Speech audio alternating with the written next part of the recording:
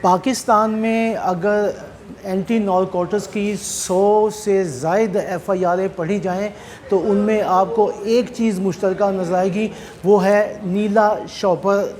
نیلا شاپر جو ہے وہ مشترکہ جو ہے وہ ہر ایف آئی آر میں اس کا اندراج ہوا ہوتا ہے۔ ایسے لگتا ہے کہ جیسے منشیات فروش جو ہیں انہوں نے معاہدہ کر رکھا ہے کہ ہم اپنی منشیات جو سپلائی کریں گے وہ اس نیلے شاپر کے اندر جو ہے وہ سپلائی کریں گے۔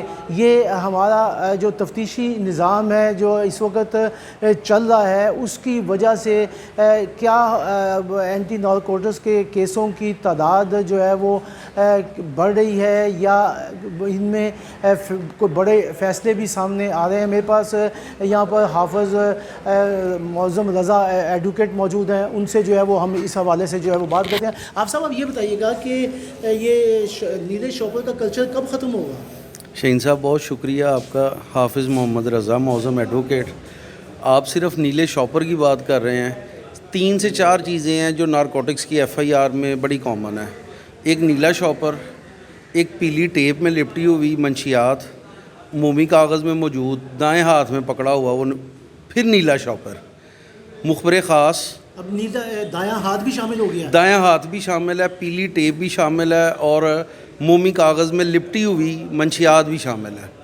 اور اس میں سب سے اہم جو ہے وہ ایک جو مسٹیریس کریکٹر ہے جس کو ہم مخبر خاص کہتے ہیں، جس کی ایک انفارمیشن پہ جو ہے ایک انسان کو پکڑ کے جو ہے بیہائنڈ دا بار کر دیا جاتا ہے۔ وہاں اسے 2 سال لگیں، 4 سال لگیں، یا اس کو لائف امپریزنمنٹ کی جو ہے وہ کورٹ اناؤنس کر دیتی ہے، تو اس کی زندگی جو ہے وہ سٹیک پہ آ گئی۔ لیکن آج تک وہ مخبر خاص جو ہے ایز اے وٹنس کسی بھی عدالت میں پیش نہیں کیا جا سکا۔ کیوں؟ پولیس رولز کے مطابق جو ہے وہ مخبر خاص کو شیلٹر ہے۔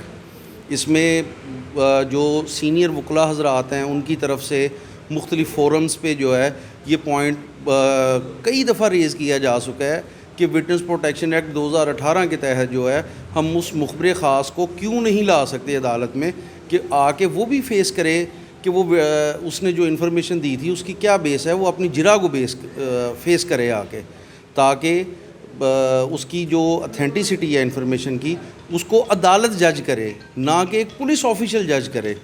اب اس میں نارکوٹکس کی ایف آئی آر جو ہیں یہ پولیس کی مدعیت میں دی جاتی ہیں۔ اس میں وٹنسز جو ہیں وہ کمپلیٹلی جو ہیں وہ پولیس کے ہوتے ہیں۔ کیوں کہ سی آر پی سی کا سیکشن 103 کہتا ہے کہ کوئی بھی ریکوری پروسیڈنگ میں جو ہے پرائیویٹ وٹنس ہونا چاہیے جو اس لوکیلٹی میں رہتا ہو۔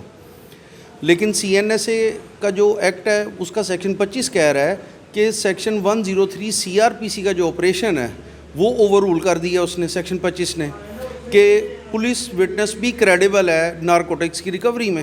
اچھا آپ صاحب یہ بتائیں کہ یہ جو سزائیں بڑھا دی گئی ہیں اینٹی نارکوٹکس کی، اس سے کوئی فائدہ ہوا ہے؟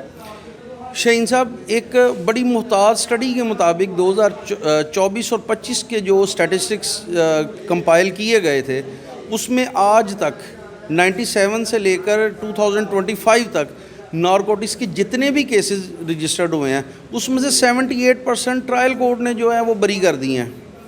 اس میں پولیس کی جو پروسیڈنگ ہے اس میں خامیاں پائی گئی ہیں۔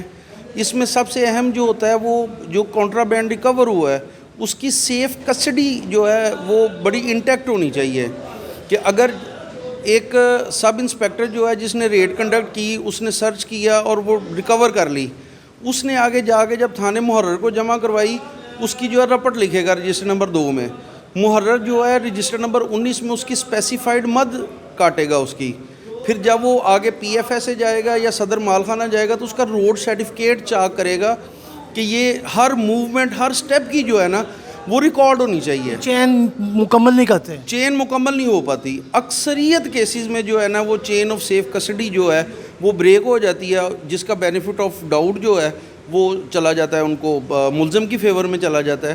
اس میں 2024 میں ہز لارڈشپ مسٹر جسٹس قاضی فائز عیسیٰ صاحب نے ایک ججمنٹ پاس کی تھی جس میں انہوں نے کہا تھا کہ آج کے دور میں ہر انسان کے پاس ایک موبائل فون موجود ہے، اس موبائل میں کیمرہ موجود ہے، تو جب ریڈ کی کنڈکٹ کی جاتی ہے تب اس کی ویڈیو کیوں نہیں بنائی جاتی، اس کی تصاویر کیوں نہیں بنائی جاتی؟ اسی سیکوینس میں آگے ہز لارڈشپ مسٹر جسٹس ہاشم خان کاکڑ صاحب نے بھی جو ہے نا اسی پوائنٹ کا جو ہے نا اعادہ کیا ہے، اور اس میں انہوں نے اسپیشلی کہا ہے کہ تمام آئی جیز کو، تمام chief justice of honourable high courts کو، سیکٹری لاء کو جو ہے یہ ججمنٹ بھجوائی جائے اور ان کو کہا جائے اس کو امپلیمنٹ کریں.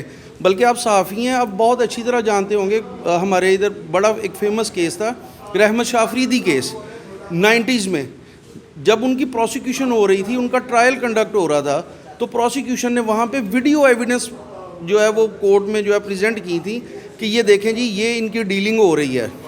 ٹھیک ہے، 99 اور آج ہم 2006 AI کے ایرا میں کھڑے ہیں.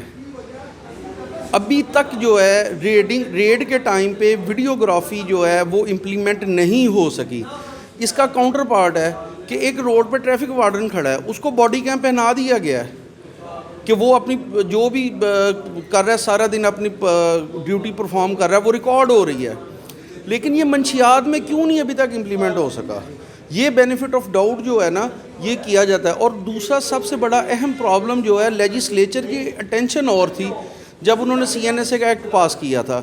اس کے پریمبل میں لکھا ہوا ہے کہ ہم ریہیبلیٹیشن کریں گے ڈرگ ایڈکٹس کی. لیکن آج 30 سال گزرنے کے باوجود ریہیبلیٹیشن سینٹر جو ہیں وہ نہیں بنائے جا سکے. اس میں میں کوٹ کرنا چاہوں گا، ایک رشین رائٹر تھے فیدور دوستویسکی. انہوں نے کہا تھا کہ a society judged by a society can be judged how it treats with its criminals, not by how it treats its outstanding citizens. جی آپ نے حافظ معظم رضا جو ایڈوکیٹ جو ہے ان کی گفتگو سنی. جو سزائیں دی جا رہی ہیں یا سزائیں بنائی گئی ہیں ان کو دینے کا اس وقت فائدہ ہے کہ جب اس پر امپلیمنٹ ہوگا، اور جو تفتیش ہی ہے وہ تفتیش صحیح طریقے سے کرے گا. یہ جو شاپر کلچر ہے اس کو ختم کرنا ہوگا، تبھی ہمارا معاشرہ جو ہے وہ آگے بڑھ سکتا ہے. اور ساتھ ہی اگر ایسی چیز نہ لائی گئی تو پھر یہ انصاف جو ہے وہ صرف کاغذوں تک محدود ہوگا.